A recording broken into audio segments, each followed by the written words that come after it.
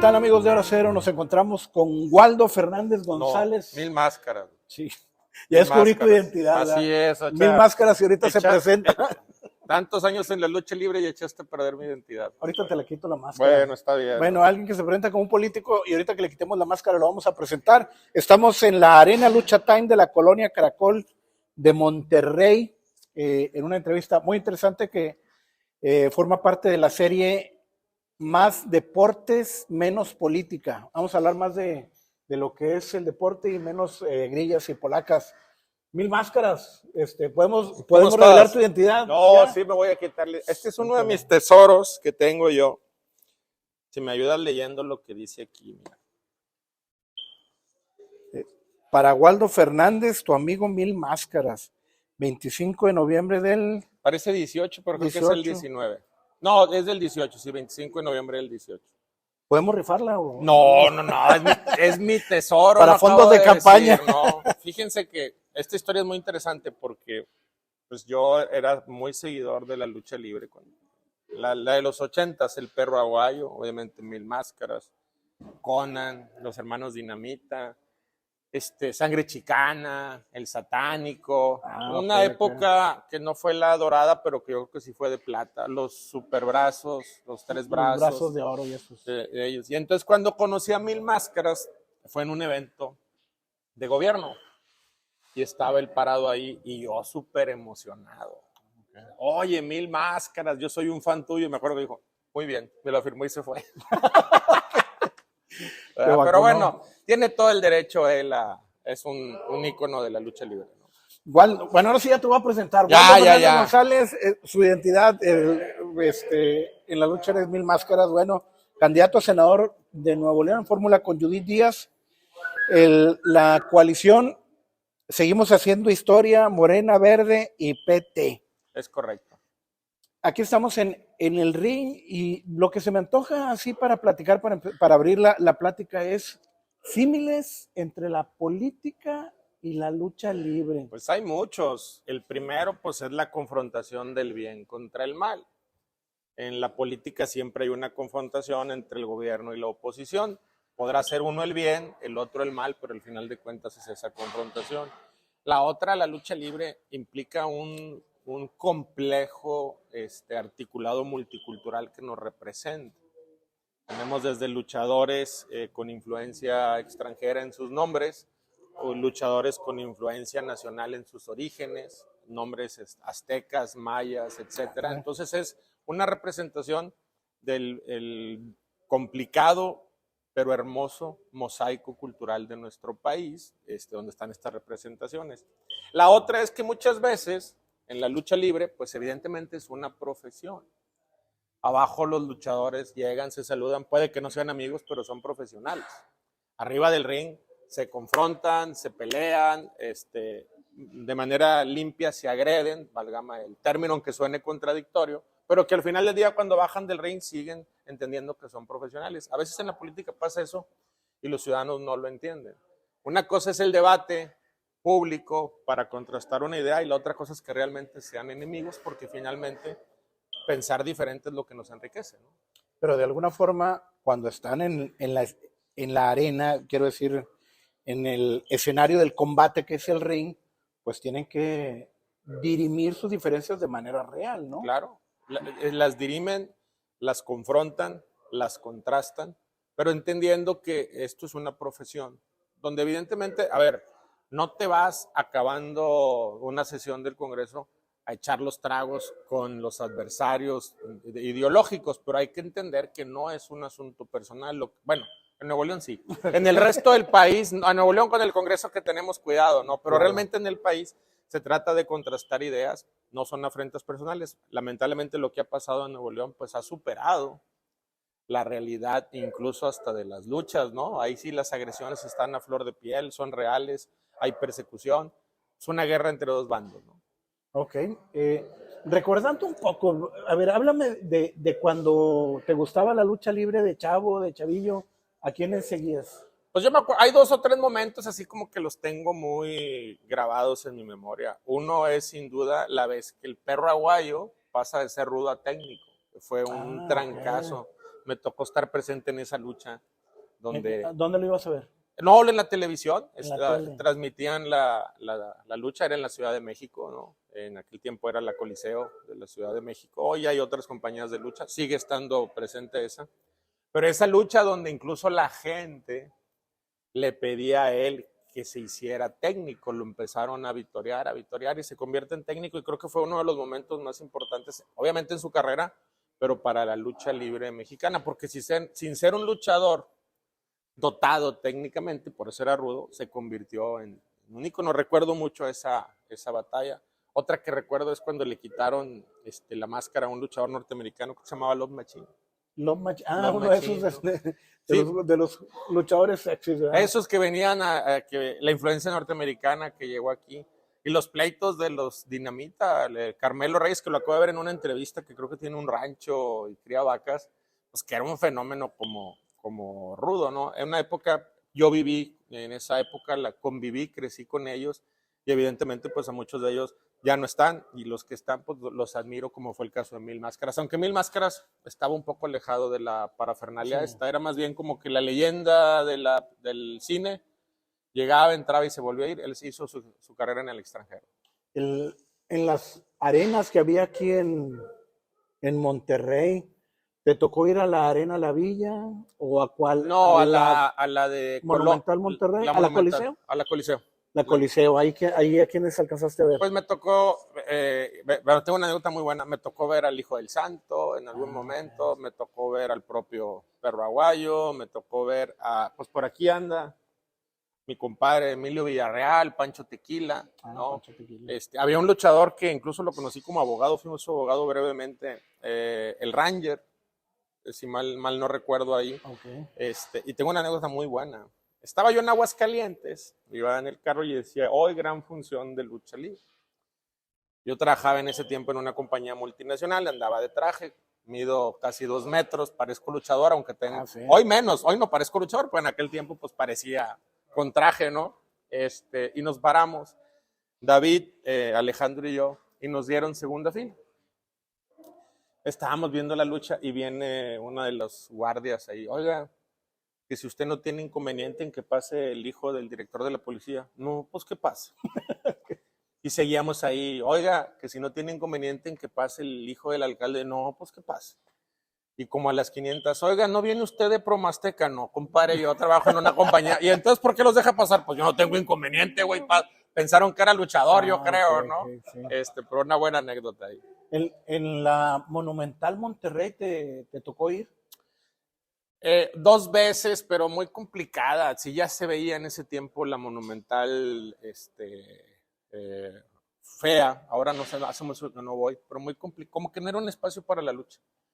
Yo recuerdo que en los 70s, que es cuando yo iba, que también veía esas figuras, sí era así como un espacio funcional y se llenaba, era realmente... Pues lo que pasa es que tú tenías lana, güey, te sentabas abajo, nosotros nos sentaban ahí arriba, pues nomás veías así las máscaras volar, ¿no? No, a mí me invitaba mi primo, que yo lo gorreaba ahí de chavillo, pero se ponían muy bien. Yo fui a 2 luchas, pero pues estaba prácticamente 3 filas abajo del tendido, o sea, no, ya nomás veía ahí 2, mejor jugaba con 2 luchadores, no, estaba muy, muy pequeño aparte. Y fíjate, viendo lo de la lucha libre, ¿vas a decir algo?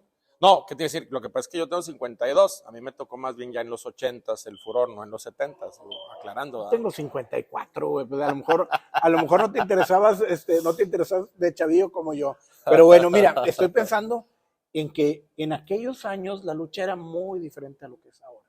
¿Cómo la ves ahora a diferencia de aquel tiempo? Pues ahora es mucho más física, pareciera como que importa más el tema del cuerpo de los luchadores, hay de todo, pero es mucho más física. En aquel tiempo me parece que al no haber tanta exposición en televisión, porque finalmente pues es una línea argumental la que lleva, empieza una rivalidad, va llevando y por lo general culmina en una pelea de apuestas, ¿no? Pero en ese proceso pueden pasar 4 o 5 meses.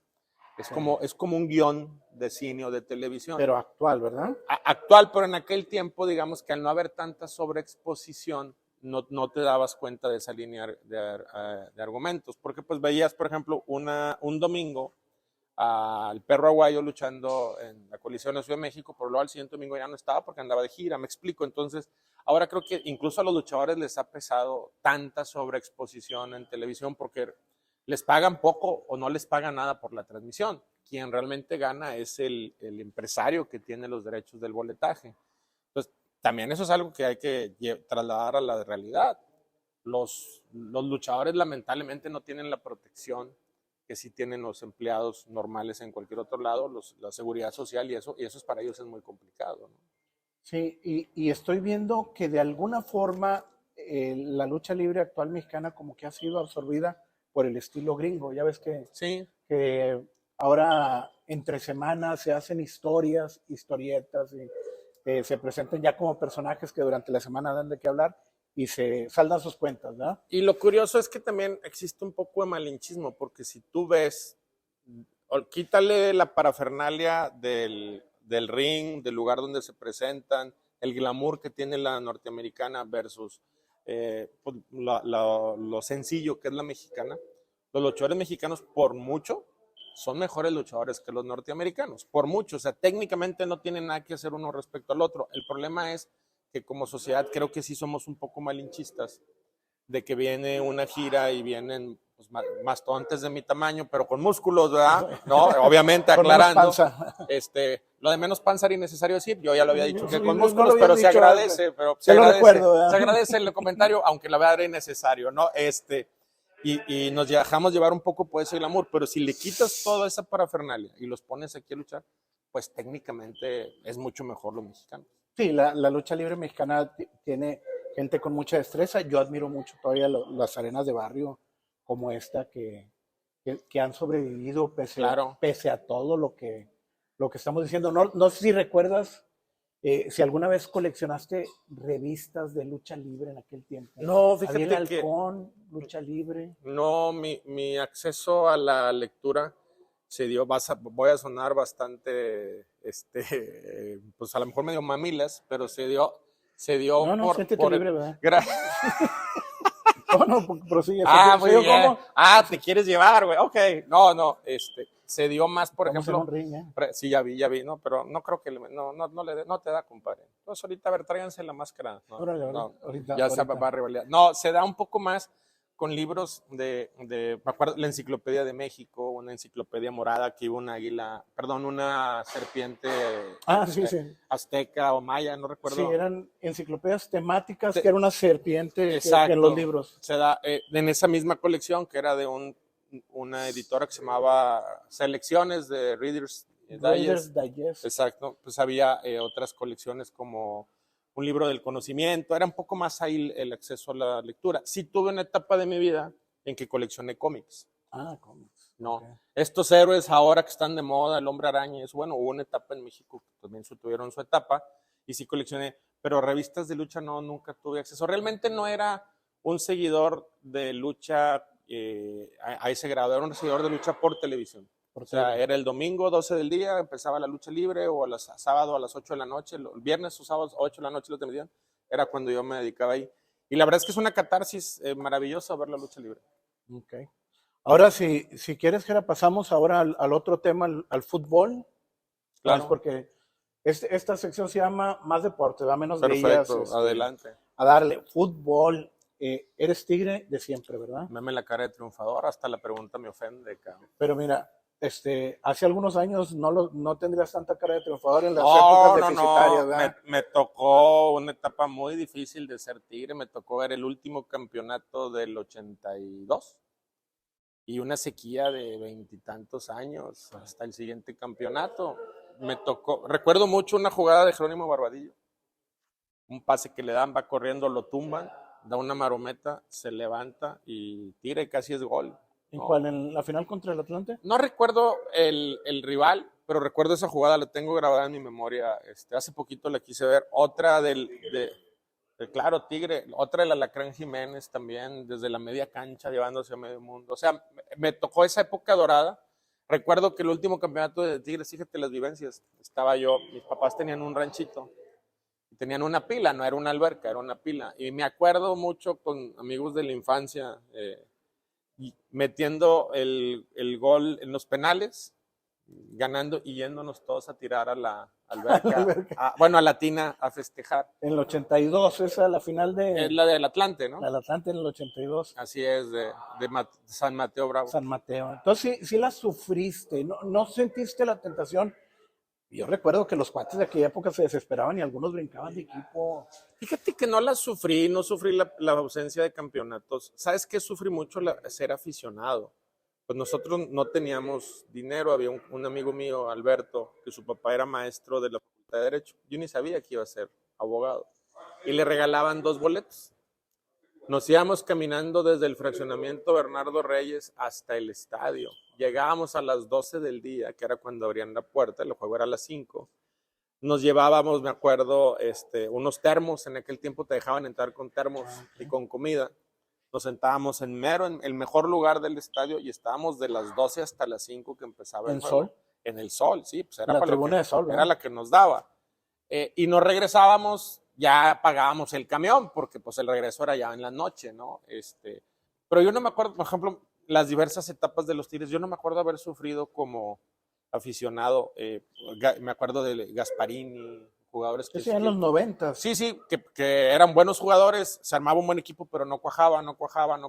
¿Te acuerdas de aquel entrenador que sacó la famosa tesis de las manzanas podridas, que nunca dijo quiénes eran las manzanas podridas? Hugo Fernández. Hugo Fernández, el uruguayo. ¿No? Y ahí nos tenían a todos como güeyes viendo la tele y nunca dijeron quiénes eran las manzanas podridas, ¿no? Pero yo, bueno. me acuerdo que ese cuadro, te lo digo porque yo estaba cubriendo a Tigres en ese tiempo, era la época de Juan Carlos Paz, el Chiquilín Cabrera, Claro. y cuando Tomás Boy creo que se retiró, después de que se retiró, Luis Delgado. Había un jugador, un extremo, no recuerdo su nombre, que tenía una jugada que venía la pelota, pateaba la pelota a la izquierda y se iba a la derecha. Un extremo muy bueno, la yegua le decían. No recuerdo ahorita, a ver si me acuerdo ahorita de su nombre, era un argentino también. Bueno, fueron épocas difíciles, pero que finalmente estaba ahí. Yo nunca he sufrido con el fútbol, más allá de un partido de fútbol, ganan, pierden, te enojas momentáneamente y se acabó, pero de ahí a desbordar la pasión, no entiendo cómo la gente se puede pelear por un partido. No, yo tampoco, de hecho, digo, también yo entiendo esa parte. ¿Tú cómo podrías explicar, por ejemplo, cuando la violencia se desborda en los estadios? Pues me parece que es la combinación de 2 cosas. La primera es la frustración racional e irracional con la que llegas al partido. No es el partido, creo que a través de la semana acumulas molestias, el tráfico, problemas laborales, etcétera, y entonces es tu desfogue. Como que ya llegas trabado, okay. ¿no? Y entonces en el momento el alcohol hace que saques toda esa frustración y la canalices a un deporte donde hay que entender que los 22 que están jugando, igual como en la lucha libre, son profesionales, pero que acabando el partido se saludan y se acaban. O sea, no es una guerra, no es una confrontación real. Entonces yo creo que tiene que ver con esas 2 cosas. Fíjate, hay una asociación, yo no lo sabía, que cuando pierden Tigres aumenta la violencia familiar. Es un hecho. O sea, es terrible, triste. No, entonces dramático. Y dramático. Entonces este asunto me parece que tiene mucho que ver con que llegas muy enojado. Hace como a un año, un poquito menos, cité a un carpintero en mi casa. Y entonces pues iba a llegar a las 8 y llegó a las 10. Y pues yo tenía cosas que hacer un sábado. Y entonces llega el señor y le digo, oiga, no la chingue, son las 10 de la mañana, hombre, y se me puso, pero bravo, cabrón. Y yo, oiga, cálmese, espérese. Ya de rato viene mi suegra y le pido una disculpa. Lo que pasa es que me paré a las 5 de la mañana, en sábado, para llegar a ver, y no pasaban los pinches camiones. Entonces, son cosas que nosotros no vemos, pero que al final de cuentas todo esto se te va acumulando en la semana y como que tu rato de esparcimiento, cuando las cosas no salen bien, pues simplemente ahí es donde explotas, ¿no? Fíjate, y tú que eres político, que participas, por ejemplo, en esos, en situaciones donde defines de alguna forma la vida social como legislador en el Congreso, si llegas al Senado, que esperemos que llegues, te pregunto esto relacionado con fútbol y sociedad. Dicen que la violencia en el fútbol está generada por eso que llaman las barras. ¿Qué piensas? Pues, a ver, yo soy un hombre muy liberal, muy progresista, y me parece que esta idea de culpar a alguien de tu propio desarrollo de la violencia es más bien un tema como donde se carga con problemas de otros ciudadanos. Yo no puedo creer que porque hay una barra cantando, diciendo, comportándose mal, tú te tengas que comportar mal. Yo soy originario del fraccionamiento Bernardo Reyes y en mi época fue un lugar de pandilleros. Es más, a los 17, 18 años, mejor un poco más pequeño, en aquel tiempo, un pandillero que le decían el Vareta, me acuerdo, lo tengo grabado, mató a otro pandillero que se llamaba el Omar. Fue mi primer contacto con los medios de comunicación. Y recuerdo que las notas era que el Omar era un gran ser humano, casi el que iba a curar contra el cáncer y todo este asunto, y el otro era el malo. Y la realidad es que yo los conocía a los dos y no eran propiamente personas malas porque los pandilleros en aquella época eran relativamente ingenuos, ¿no? Lo más que traía era una navaja, hoy traen armas de alto calibre, ¿no? Pero lamentablemente en esa disputa pues se mataron, pero los dos eran pandilleros. Yo tenía amigos pandilleros, conocí al Vareta, no era mi amigo, había muchos amigos, ya no voy a decir más porque los voy a quemar, ¿no? Y a lo mejor ya algunos son papás, ¿verdad? No, algunos no, todos deben de ser papás, pero conocí muchos pandilleros y yo nunca fui pandillero. La droga más dura que yo vi en la secundaria era un cuate fumando marihuana. Yo nunca la fumé la marihuana. Obviamente la droga más dura que teníamos nosotros, o la droga era el alcohol, pero tampoco fue así. Yo creo que eso de decir, no, es que las barras es una autocomplacencia de un sistema que subsidia las conductas indebidas de las personas. Y yo creo que cada quien se tiene que hacer responsable de su conducta. Yo he estado en medio de las barras. En alguna ocasión me han insultado. Yo trabajé en México y pues Monterrey, una ciudad diferente. Voy a ver un juego de Pumas, Tigres. Y ahí va tu güey con su camiseta de Tigres llegando a CU. No, cabrón, me ven los de seguridad y me dicen, no, quítese la camisa, váyase a sentar allá. Y yo lo que me pregunto es, ¿a poco no hay un condicionamiento? No podemos estar un güey con una camisa de Tigres y una de Pumas o de Rayados sentados viendo un partido de fútbol.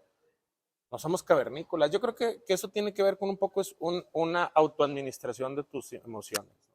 Ahora, el fútbol como fenómeno social, ¿cómo ves la trascendencia que tiene a nivel general en el estadio? O sea, Tigres Rayados también, ¿eso se refleja de alguna forma en la sociedad? Sí, pero también creo que hay una sobrevaloración sobre la influencia de ellos en nuestra vida. O sea, yo no puedo creer que si ganan los Tigres no vaya a llegar a mi casa y me vaya a comportar bien con mi esposa, o si pierden los Tigres vayas. Creo que es una sobrevaloración. ¿Qué ocurre, verdad? Sí, ocurre, los datos estadísticos están ahí, pero creo que tiene que ver más con el asunto de la educación, con el respeto, con entender que hombres y mujeres somos iguales, acabar con estas conductas machistas, la misoginia, más que decir que es por culpa del fútbol. Así como cuando gana la selección tampoco, no pasa nada, pues cuando pierde tampoco pasa nada, que por lo general es más lo segundo, ¿verdad? Que pierde mucho, ¿no? Pero bueno. Ahora, vamos a hablar, si quieres, de cómo, yo también soy Tigre, vamos a hablar cómo hemos gozado esta etapa de oro del 2010. Tigres, ¿cómo la has disfrutado? Pues mira, me quedo para mí el campeonato más importante es este de Santos, donde en el medio tiempo estábamos amolados y en el segundo tiempo le damos la vuelta y pues el triunfo en casa de los Rayados. Que por cierto tengo una anécdota muy buena de esa. Agustín Basabe, papá, no el amigo de Colosio, sino el más de la generación de nosotros y yo grabamos un video previo al partido. Donde no a la violencia, no esto. Y el día del estadio ya se andaba calentando mi compadre ahí, no pasó nada, porque Rayado ya se andaba calentando y al otro día nos reíamos de eso. No pasó nada, pero me decía, no me andaba hecho el coraje. Yo creo que ese es el momento, para mí, culminante de esta etapa de Tigres, ese triunfo en el casa de Rayados, donde llegamos la mayoría pensando que íbamos a perder. Sí, y luego ya se dieron los otros campeonatos, el último contra Chivas también bastante sabroso, ¿no? Sí, pero para mí el de Rayados es épico. O sea, ahora sí que en su casa y con su gente. Saluda a todos los amigos Rayados. Sí, creo que voy a perder votos por mi comentario, pero bueno. Oye, estoy pensando también en la forma en que los equipos de fútbol locales, Tigres y Rayados, hay que decir, los dos andan bien. De alguna forma, ¿tú crees que finalmente están reflejando lo que se habla de Monterrey, de Nuevo León, como una ciudad pujante? Porque yo pensaba esto, la afición estaba muy por encima del equipo antes, porque la afición, que la mejor de México, y los equipos andaban mal. Ahora ya Tigres y Rayados reflejan lo que es Nuevo León. Yo creo que reflejan dos buenas directivas las compañías que están detrás. Asociar el éxito de Nuevo León a un equipo de fútbol me parece que es equivocado, volvemos a lo mismo. O sea, creo que Pero lo que... sí importa, ¿no? Pero creo que lo que refleja Nuevo León realmente son sus doctores, sus universidades, sus obreros, porque aquí dicen tierra de empresarios, sí, nomás que no hubiera empresarios si no tuviéramos los mejores obreros, la mejor mano de obra calificada, los maestros, la sociedad civil, eso es lo que califica Nuevo León, pero dejar la calificación de Nuevo León o la representación a 11 personas y 11 personas me parece un tanto arriesgado porque hay cosas más positivas. Sí, evidentemente, si lo comparas lo que significa Nuevo León y ahora estos dos equipos exitosos, hablando de éxito, lo comparto, pero yo insisto, salvadas las distancias, yo admiro a muchos jugadores, pero son jugadores de fútbol, me explico. A quien realmente valoro es al obrero que se levanta y se jode en la mañana a las 5 de la mañana agarrando un camión para llegar a las 9 porque tiene un gobierno ineficiente que no le permite, o que por culpa de un gobierno ineficiente pierde bonos de puntualidad y que le chinga y que si ganaba la semana 4,000 por culpa de un gobernador ineficiente o un gobierno ineficiente o gobiernos ineficientes, va a ganar 3,500 y esos 500 pesos es el diferenciador entre comer proteína y no. Me explico, creo que eso es más representativo. Soy fan de los Tigres, me gusta que le vaya bien a los Rayados, vivo aquí, pero realmente creo que hay que poner en su real importancia lo que mueve a este estado y este estado lo mueve sus obreros, sus ciudadanos, sus enfermeras, sus doctores, sus albañiles, sus empleadas domésticas, es lo que mueve al Estado. Y cuando hablamos de que Nuevo León es un Estado empresarial, creo que han sido sumamente injustos al no decir, es un Estado empresarial con la mejor mano de obra calificada del país, que son nuestros obreros. Ok, y ya para cerrar, si estás de acuerdo, desde el Senado de la República, háblame, por favor, ¿qué se puede hacer por el deporte nacional o de Nuevo León? Un comentario con respecto a este tema. Pues mira, hay que entrar a una discusión seria al tema de lo que significa la selección nacional. Hoy la selección nacional pertenece o está privatizada, ¿no? Realmente no le pertenece al pueblo de México y así debe de ser, porque nosotros, el gobierno, no debe dedicarse a eso. Pero creo que sí se requiere una especie de visor por parte del Estado que intervenga en los asuntos de la federación para que de alguna manera se genere el mayor deporte. Eso en la parte del fútbol. Pero el fútbol, mal o bien, funciona. Tenemos estadios llenos, equipos competitivos, somos de las mejores ligas del mundo, nos guste o no, esa es la verdad. Lo que es verdaderamente importante es ir a rescatar al deportista amateur que se queda truncada su carrera por falta de oportunidades. Y las oportunidades, yo en mi opinión, no radican a partir de dinero del Estado.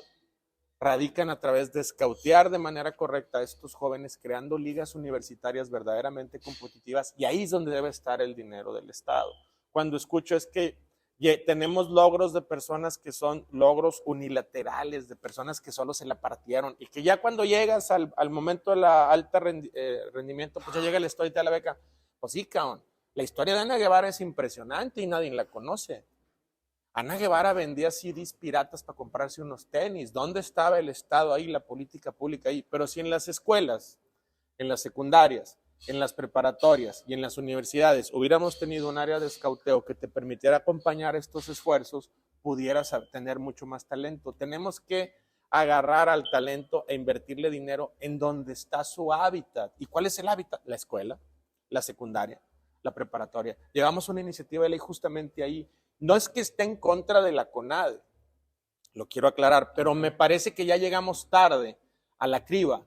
Lo que llega ahí son atletas excepcionales que incluso con beca o sin beca de la CONADE van a salir adelante. El tema es cuánto talento, ya se robaron un carro ahí, ¿no?